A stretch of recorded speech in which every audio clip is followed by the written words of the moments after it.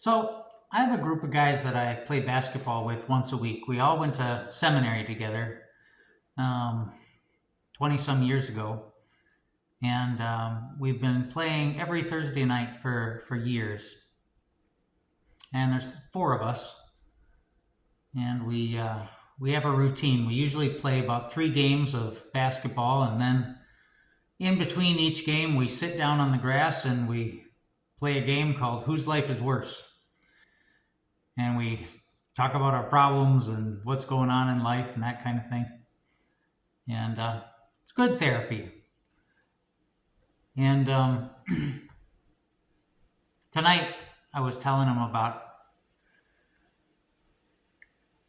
these reflections I've been doing and how it's really hard to preach for me right now during the Easter season. Because the Easter readings are all about, joy, resurrection, and I'm grieving.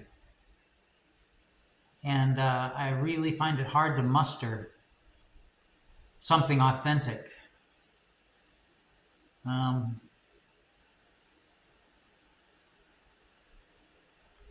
But one of the guys was saying that's the beauty of the daily readings, that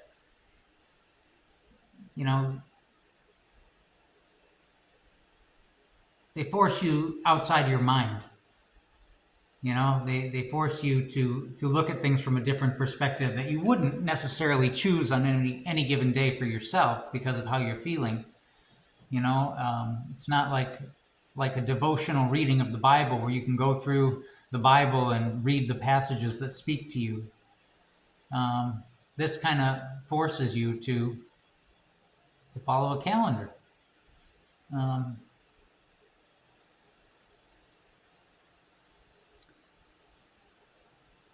I think I've been, I've mentioned before that this year, been really into the philosophy of Taoism. It just really speaks to me. And one of the principal concepts is this concept of Wu Wei, which is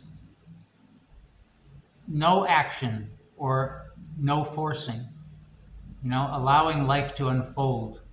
Don't force anything before it's time. And I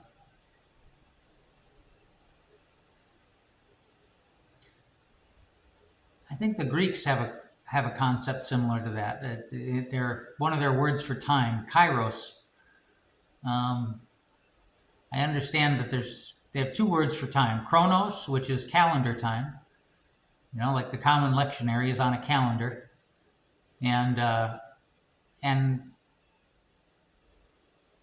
kairos, which is the right time. Like when the fruit falls from the tree, it doesn't fall on October 1st. It falls when it's ready, when it's time, when it's the right time.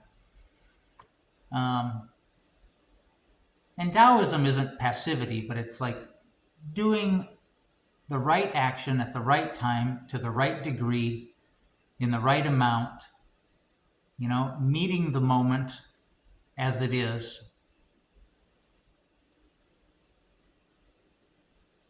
Not forcing things, not controlling things, not holding on to things. As I was reading the reading today, the reading is from the Acts of the Apostles, and it's the story of Gamaliel. And the more I thought about it, I thought, Gamaliel is a Taoist. As the story goes, Gamaliel is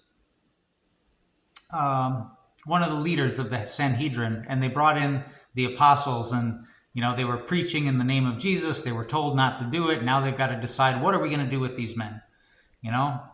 Should we stone them? Should we, what should we do? And this wise Taoist Jewish leader gets up and he says, do nothing.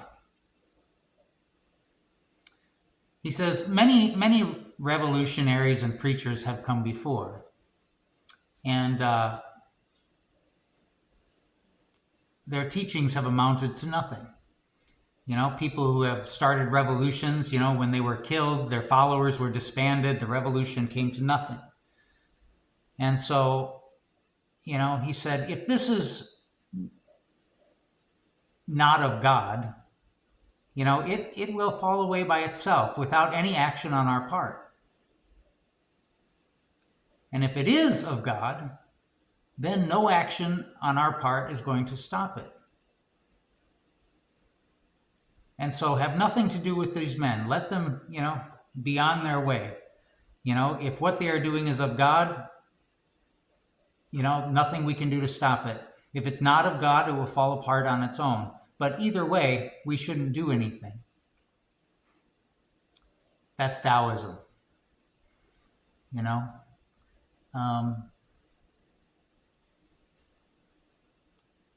Taoism's about accepting things.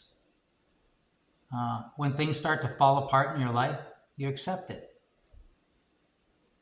Because falling apart may not be falling apart. Falling apart may be falling into place. In order for things to reorganize, they have to disorganize. They have to dissolve. The current reality has to be plowed under for to become fertilizer for the next reality. And the more we try to hold on to those things that change, it's like trying to hold on to a river that's flowing. It's futile.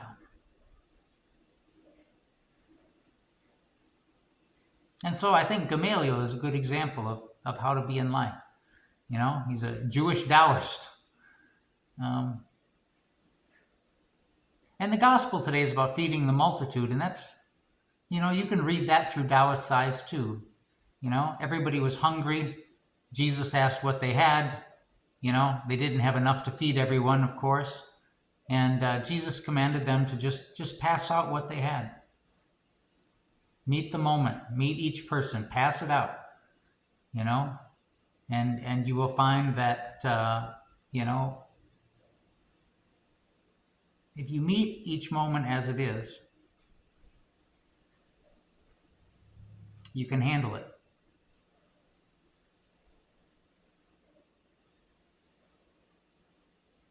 See you tomorrow.